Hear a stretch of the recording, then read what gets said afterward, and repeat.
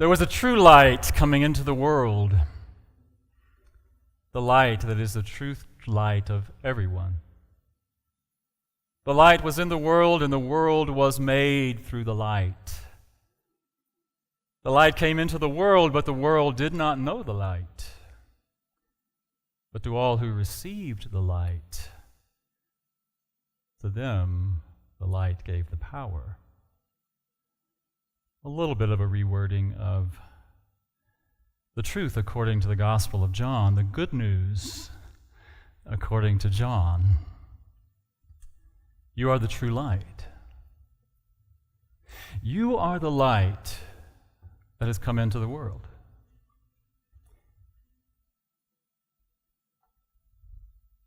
In Unity, we talk about the true light as the Christ. Pure light. True light that comes into the world, and through that light, everything is made. Everything comes into form through the light and through your willingness to be the light.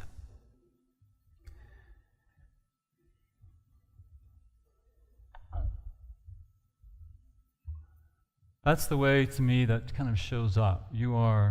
It speaks a little bit about separation, but it's as if you are that diamond in your human form.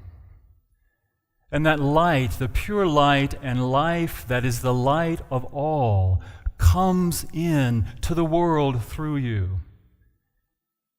And then that pure light becomes refracted through you,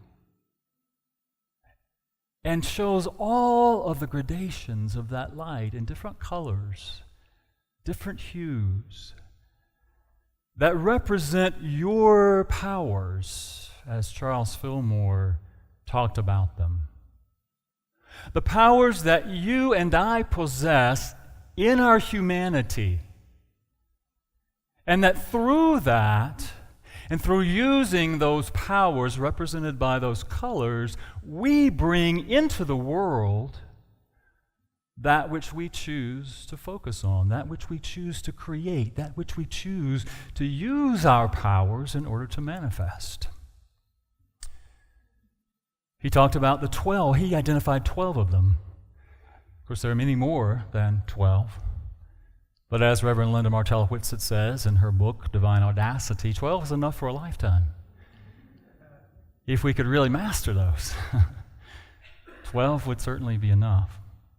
And so the way I want to approach our study, we're beginning this study together of the 12 powers of man, according to Charles Fillmore, and we're going to be using Linda Martell Whitsett's book, Divine Audacity, as a guide. What I love about her book is that it's very practical. It's a very practical way to understand these powers. I like to call them aspects or capacities or faculties. Somebody the other day said they call them tools. I like that idea too, that they're tools that we can use, that we all have access to as human beings, and that we can learn to use. We can learn to master them. And so I'm approaching this, hopefully, from a very practical perspective. How do we use these tools on a daily basis? And how do we use these tools, these particular powers or faculties, in order to create the life that we choose, what we desire to create in our lives? And that's really one of Unity's teachings, that we have the power to create the lives that we choose. And so we're going to be exploring it from that perspective. But before we get into this idea of creating, because we all have things that we want to create, right? We all have things we want to demonstrate in our lives, I'm guessing. I mean, that's part of being human. That's part of being in this world, that we all have desires that we want to express and to create and to manifest and to demonstrate and to live, right? We all have those. It's part of us. It's part of, I think it really is part of that divine life force moving through us. It always wants to express more of itself. It always wants to experience more of itself through us. And that's where our desires really come from, if they're really, truly desires of the heart. And so, in order to connect with those desires of the heart, before we get into using all of these powers to create, it's important to know and to remind ourselves that it's important to connect with the light, to pray illumination, to illumine our minds and our hearts with that divine aspect of us, and connect with that deepest desire within us, as us.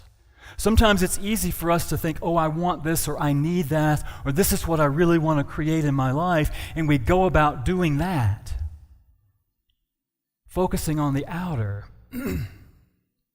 But I think it's important, now I know it's important, for us first to call forth light, illumination in our minds and hearts, so that we know really what we truly desire. Because what we desire, I believe, is way beyond or beneath or before these physical manifestations. We talk about, I want a new job, or I want a relationship, or I want money, or whatever that is. But if we look at that, that's really on the surface. That's sort of the how. If you look at it that way, that's the how. That's really not the what. A job is the how that I think I'm going to fulfill a deep desire within me. A desire for a job may be a desire to really express creativity that God is through me. The desire for a job may be to experience safety and security and abundance. It may be a way to experience some sense of peace of mind. But you see, it's not about the job. The job is as in NVC, we call it the strategy. It's the how. The what is the deeper longing. And so, the why is the deeper longing. Why do I want that? So it's first and foremost to focus on the why. The why, the what, not the how. So today I'm going to talk specifically about our faculty, our power, our tool that we call faith. Faith. How many of us have heard, if you have the faith of a grain of a mustard seed, you can say to the mountain, be moved, and the mountain will be moved? How many of you know that? How many of you heard in the scripture where somebody is healed in Jesus' presence and he says, it is your faith that made you whole? Faith is like this. Sometimes I think faith, those ideas of faith, that we have to have enough faith, or if I don't have enough faith, I can't heal myself, or if I really had enough faith, I would be able to move that mountain, literally. How many of you really care about moving a mountain anyway, right? I think metaphorically, metaphysically, we can see that as mountains are those blocks in our own consciousness. And faith does allow us to move those. But I think sometimes when we think about faith, or when we hear these things about faith, at least I will own it for myself. When I hear these things about faith, it puts it out of the realm of possibility for me. I will never have that much faith. Maybe I will, but I'm 55 and I haven't done it yet. So what I want to do is hopefully bring it more into the realm of possibility for us. Faith. What is faith? When we talk about faith, what are we talking about? We're not talking about some of this mystical, magical power called faith. Faith, the power of faith, as we understand it, is one of our faculties. It is a tool that we all have and can use to create our lives the way we choose to create our lives. I love Paul's definition of faith. In his letter to the Hebrews, he says, faith is the conviction of things desired, the assurance of things not seen. And I added the word yet. The conviction of things not yet seen. It is the conviction of things desired and the assurance of things not yet seen in the physical. The best illustration I can think of for the power of faith. And I want to say that the Reverend Linda, in her book, if you don't have the book, I highly recommend it. She talks about three aspects of this power of faith. And one is our ability to perceive, our perception. The second is a conviction. And the third is expectancy. So it is a matter of perceiving, it's a matter of having conviction, and living with expectancy. Now, the best story I know to describe that or to illustrate that is the story from the Scripture where Jesus has been teaching all day. He's been out on the hillside teaching, speaking, and all of a sudden it's dinner time. And he realizes that there are 5,000 people there listening to him talk. And it's dinner time. And the disciples are hungry. And they say, it's time to eat. Send them all home so we can eat. Send them away and let them go find their own dinner. And Jesus said, no, we're going to feed them. Gather what you can. And so the disciples come back and they say, well, we've only got these few little fishes and a few little loaves of bread. How are we going to feed 5,000 people? And Jesus said, don't worry about it. So what did Jesus do? He said, thank you. First of all, he said, thank you. And then he lifted his eyes, and in some way, the people were fed, right? So the first aspect I want to say is gratitude. Having gratitude for what is, what you perceive in the moment, what you have. Gratitude is a very powerful practice because it puts us in the space of that energy of love and appreciation. And we know what we teach is the law of attraction. What we feel, what we think, the universe responds to. So in our feeling of gratitude, we get more of what we're grateful for. But he was grateful for what he had in front of him. But he did not allow that evidence of what was in front of him to determine what was possible. He raised his vision, he raised his perception, his perspective above what was showing up. And then he also then gave thanks for that.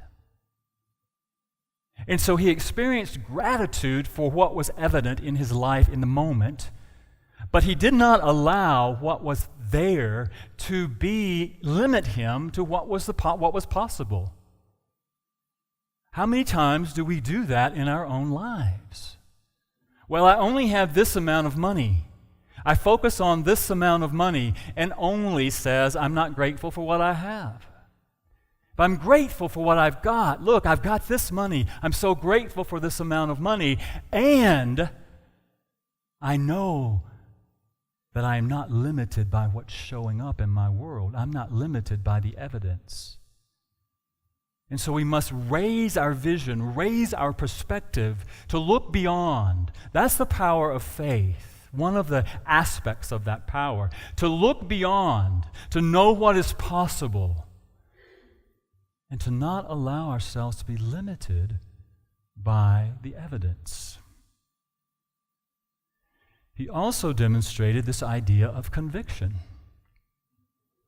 He was convinced in his own knowing that even though this is what's showing up, I know what is possible. And I'm connected. The idea of connecting with light, as I talked about, illumination, gratitude, and looking beyond and knowing. It's that place of knowing.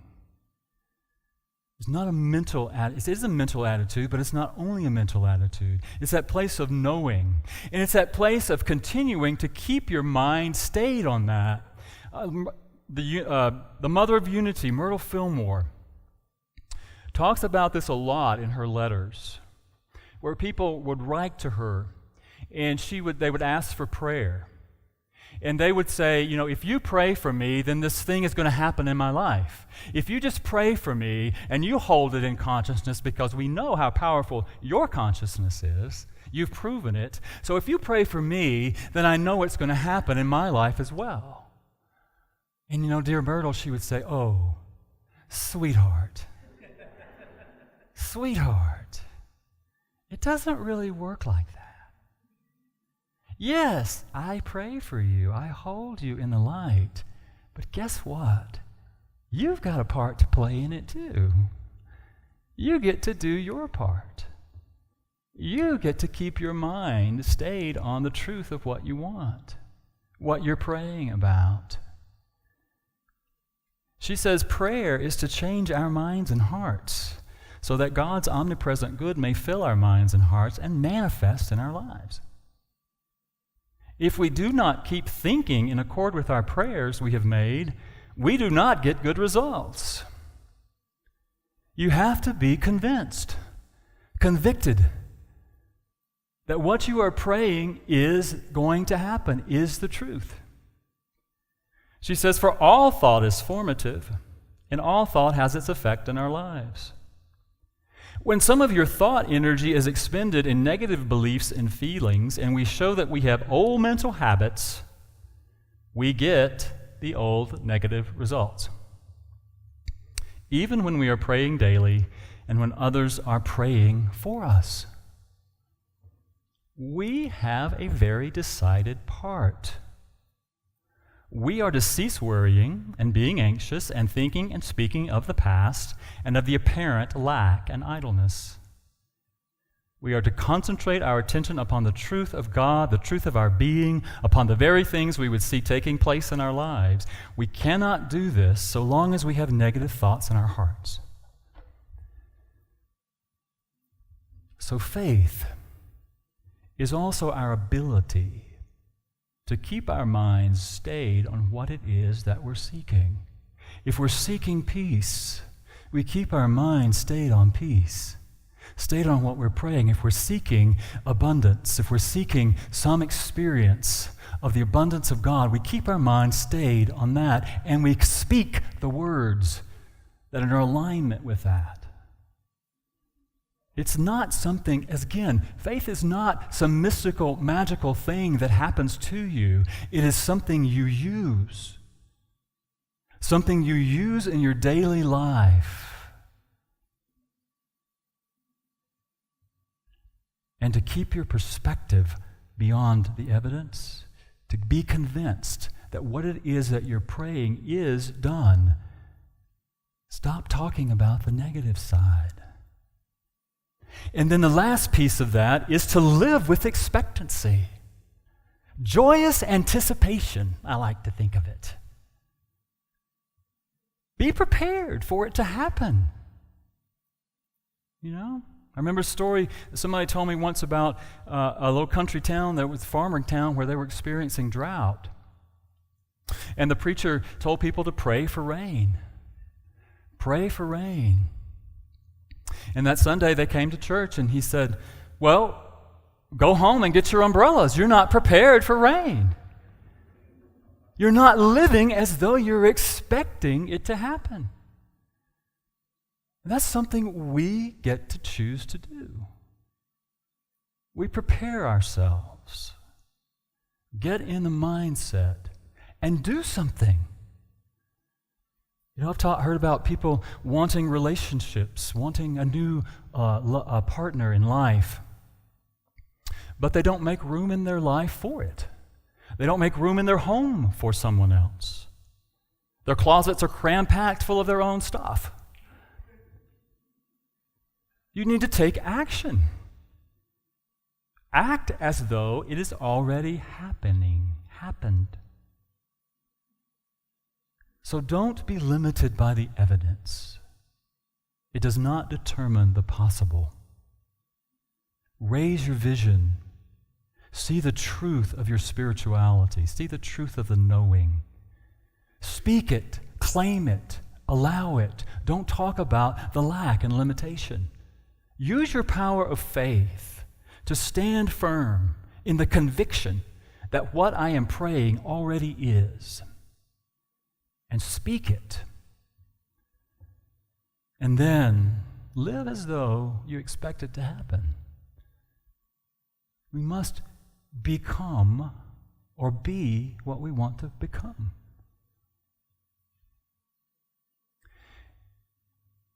So faith, again, is a power that we use, along with all the other powers we're going to be talking about, to manifest a life that we choose to live. Now, these powers are also sort of related to the chakras in the body, and they have colors assigned to them, and Charles Fillmore talked about them in relation to the disciples that Jesus called, and faith was associated with Peter. But faith also has the color of blue. It's royal blue, and it's located close to the pineal gland in the head. If you think about, you focus on your forehead and then kind of focus your awareness down deep into the brain, that's where you access that power. And you can do that and focus on this color of blue to activate that in your physical body. Faith is the power. And then practice as you walk about your day. Now, I want to say this, is that these powers are something that we use all the time. We may not be using them consciously, but we are using them. And so I'm asking us to start using them consciously, to think about using them consciously. And so I want to ask us to do this together. This is an affirmation for the power of faith that I came up with. And so I want you to, first of all, just imagine in the center of your head this blue color, and just with imagination, just see it igniting in the center of your head, this blue energy. And I want us to, if you're willing and would like to, repeat this together. I now awaken to and claim my power of faith. I use my power of faith to see beyond all evidence of lack or limitation in every area of my life. I perceive the pure potential and possibility inherent as the truth of me and my life. I am convinced that my desire is already fulfilled. I live each moment with eager expectancy. I am open and receptive to the demonstration of my good. And as you leave today, if you didn't get one coming in, there's a little card with that on it. I invite you to take one and use it every day this week, because we're really going to be working these powers throughout this series. And the more we can embrace them and use them consciously, the more we're going to be able to really grow in our capacity to create our lives individually the way we desire and create our community the way that we are envisioning. So I invite you to do that.